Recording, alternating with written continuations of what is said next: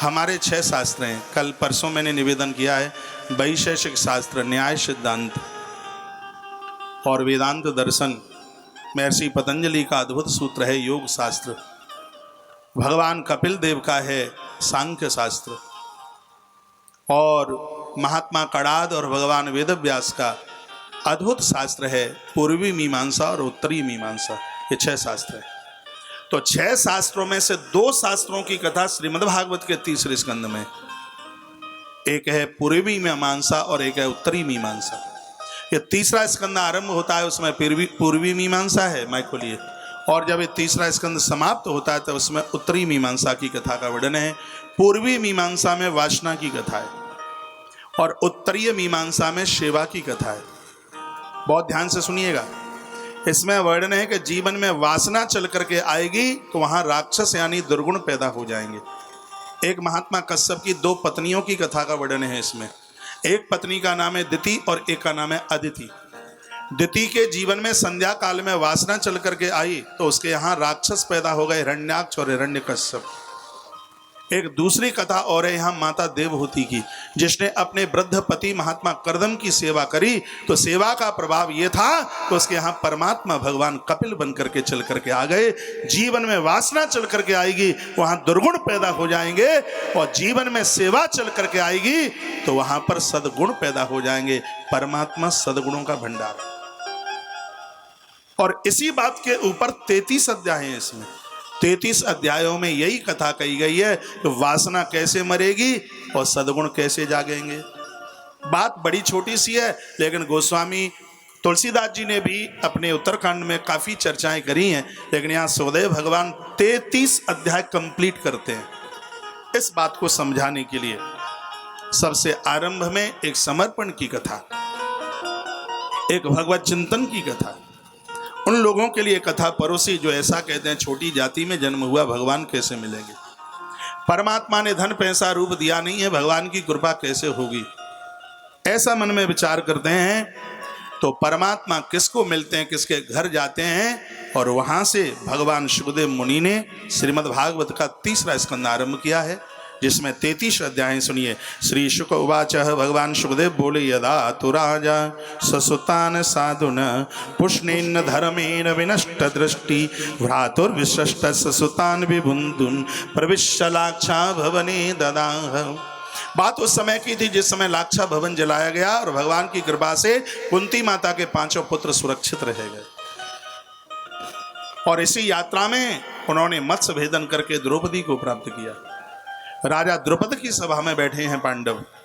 द्वारकाधीश भगवान श्री कृष्ण का भी वहां आगमन हुआ। आपका ध्यान मेरी तरफ हो। धर्मराज युधिष्ठिर की आंख में आंसू थे, वो बहुत रो रहे थे। भगवान द्वारकाधीश ने खड़े होकर युधिष्ठिर के पास पहुंचकर आंख के आंसू पहुंचे और कहा, बड़े भैया मैं तुम्हें दुखी नहीं देख सकता। कृष्ण बोले, आप बताइए तुम्हें दुख किस बात का है। युधिष्ठिर बोले, कहा केशव मेरे भाइयों को युद्ध चाहिए जिसके पक्ष में मैं बिल्कुल भी नहीं हूं। युद्ध का मतलब है कि 500 साल पीछे चले जाना। और जीवन का है केशव बहुत ज्यादा दुर्भाग्य होता है। जीवन के बहुत बड़े कोई अपराध होते हैं तब कोई व्यक्ति लड़ने की और युद्ध करने की बात करता है। भले लोगों को कभी लड़ना नहीं चाहिए और परिवार का तो युद्ध वैसे भी केशव कभी शुभ नहीं हो सकता, लेकिन मेरे भाइयों को युद्ध चाहिए जिसके पक्ष में मैं बिल्कुल भी नहीं हूं।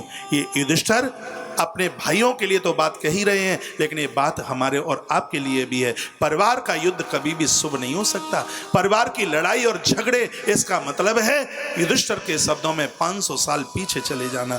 मेरे भाइयों को युद्ध चाहिए। आप बताइए केशव, क्या गांधारी माँ हमारी माँ नहीं है? दुर्योधन को मार करके हम माँ गांधारी के चरणों में प्रणाम करें, क्या उसके आशीर्वाद के हम अधिकारी होंगे? हे केशव, आपसे मेरी प्रार्थना है, मैं आपसे प्रार्थना करता हूं, कैसे भी मेरे भाइयों को समझा दीजिए और मैं युद्ध के पक्ष में बिल्कुल भी नहीं हूं। ये युधिष्ठिर का संतोष बोलता। गौधन गजधन वाज धन और रत्न धन खान, जब आवे संतोष धन। जिसके पास संतोष की पूंजी है उसने तो पूरी दुनिया को जीत लिया है। युधिष्ठिर की विजय का कारण उसका संतोष है। भले लोगों को लड़ाई आज से ही छोड़ देनी चाहिए, झगड़े छोड़ देने चाहिए, क्योंकि जब हम किसी को गाली देते हैं तो 72 घंटे में 1000 गायों का भी गोदान किया होगा तो पुण्य क्षीण हो जाते हैं गाली देने से।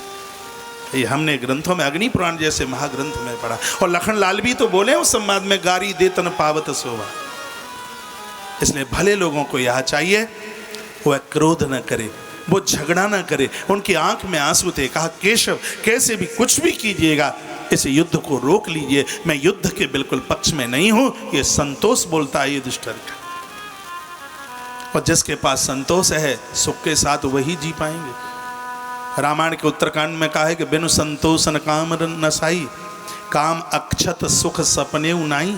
जब तक काम रहेगा तब तक सुख का अनुभव नहीं किया जा सकता, कल्पना भी नहीं की जा सकती। उसके लिए संतोष की कुलाड़ी चाहिए। युधिष्ठिर के पास संतोष है। भगवान को प्रणाम करके कहा कि भगवान आप कृपा कीजिएगा, कैसे भी इस युद्ध को टाल दीजिए। भगवान शांति दूत बनने को तैयार हो गए। द्रुपद के यहाँ से ही भगवान श्री कृष्ण हस्तिनापुर की यात्रा करते हैं। लेकिन हस्तिनापुर में क्या हो रहा है भगवान सुखदेव वर्णन करते हैं। भगवान सुखदेव कहते हैं, हे राजन, व्यक्ति के जीवन में कभी बेईमानी ना आवे। यदि बेईमानी जिसके जीवन में आई है उसका खानदान समाप्त हो जाता है। इसलिए भगवान के परम भक्त को सबसे पहले ईमानदार होना चाहिए। तुमने पूछा है कि ईश्वर के साथ में धारणा कैसे बने, तो उसके लिए पहले सबसे पहले व्यक्ति ईमानदार बने। और जिसने अपने ईमान का विक्रय कर दिया, जिसने अपने ईमान को बेच दिया है, उसका जीवन बिल्कुल खत्म हो जाता है। उस संदर्भ में महात्मा विदुर के मुख से निकली हुए शब्द भगवान सुखदेव गा रहे हैं। क्या कहा? सुखदेव जी कहते हैं, यदा तो राजा स्वसुतान साधन पुष्णेन धर्मेण विनष्ट दृष्टि भ्रातुर्विशिष्ट सुतान विबुंदिन प्रविश्य लाक्षा भवने ददाह। यह परीक्षित उस समय की थी जिस समय पांडवों को लाक्षा घर में जलाया। लेकिन भगवान की कृपा से पांडव सुरक्षित थे। जाकू राखे साइया, मार सके ना कोई, बालन बांका कर सके चाहे जग बैरी होय। राम सिया भज बारही बारा, चक्र सुदर्शन है ही रखवारा। परमात्मा अपना चक्र लेकर जिसकी रक्षा करे उसको कौन मार सकता है। भगवान की कृपा से पांडव सुरक्षित रहे। तो एक दिन विदुर का मन नहीं माना और महात्मा विदुर धृतराष्ट्र के सन्मुख सुबह ही सुबह पहुंच गए। सुनिए, इस पन्ने में ये कथा है भागवत जी में। सुबह ही सुबह पहुंच गए, स्नान किया, गंगा स्नान किया और सीधे पहुंचे। सुबह भोर का समय था। आज उनके मन में कुछ बात आई, शायद भाई धृतराष्ट्र मेरी बात मान ले। और अच्छे लोग वही हैं जो तोड़ते नहीं जोड़ते हैं। समाज में भी ऐसे ही लोगों को होना चाहिए जो समाज को जोड़ें, समाज को तोड़े नहीं। महात्मा विदुर उनमें से एक है। और महात्मा विदुर पहुंचे। विदुर जी की आंख में आंसू थे और उन्होंने जाकर के क्या कहा? प्रणाम करके कहा कि यदा सवायां कुरुदेव देव्यां केशा विमर्शौ सुत कर्म गर्यम नवारयामास नपाश्नुषाया स्वास्त्रहन्त्या कुछ कुंकुमानी। भैया, आपके चरणों में मैं प्रणाम करने को आया हूँ कि इस दरबार में जैसा अपराध हुआ है ऐसा अपराध इससे पहले कभी भी नहीं हुआ। क्या तुम्हें नहीं पता है कि भरी सभा में द्रौपदी को केस पकड़ करके घसीट करके लाया गया। धूते त्वधर्मेण जितस्य साधु सत्यावलंबस्य वनागतस्य। बड़े भैया, आप मुझे ये बताइए, क्या उस जुआ में अन्याय नहीं था? क्या शकुनी के कपट के उसमें फांसे नहीं थे? क्या आप शकुनी की कपटता नहीं जानते? लेकिन उस भरी सभा में कोई भी उस जुआ का विरोध करने वाला नहीं था। और आप जानते हैं कि युधिष्ठिर परम साधु है और वो साधु है सत्यावलंबस्य वनागतस्य। और वो सत्य का सहारा लेता हुआ 12 वर्ष के लिए वन के लिए चला गया है। मैं तुम्हें याद दिलाने के लिए आया हूं, जैसे ही 13 वर्ष, 12 वर्ष वो और 1 वर्ष अज्ञातवास का, जैसे 13 वर्ष पूरे होंगे, भीम जैसा महारथी दुर्योधन के गाल में से अपना ग्रास निकाल देगा।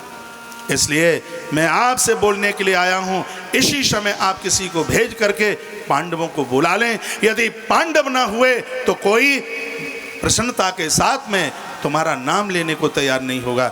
जो शब्द यहाँ पर कहे हैं उन्हीं शब्दों को विदुर नीति के नाम से जाना गया।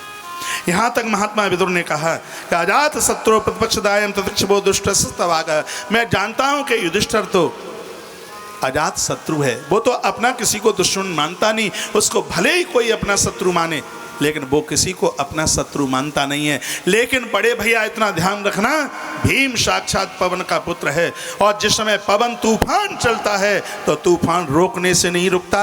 यदि भीम की गदा उठ गई तो जिस पिता में भीष्म के ऊपर तुम गरजते हो, द्रोणाचार्य के ऊपर गरजते हो, मुझे नहीं लगता कि द्रोणाचार्य के बाण और पितामह भीष्म का कौशल शायद भीम की गदा को रोक पाए, ये मुझे लगता नहीं है। अरे तुम्हें ईमानदार होना चाहिए। यदि पांडु तुम्हें इस गद्दी पर बिठा करके न जाते होते तो गद्दी पर बैठना तो क्या, तुम इस गद्दी का स्वप्न भी नहीं देख सकते।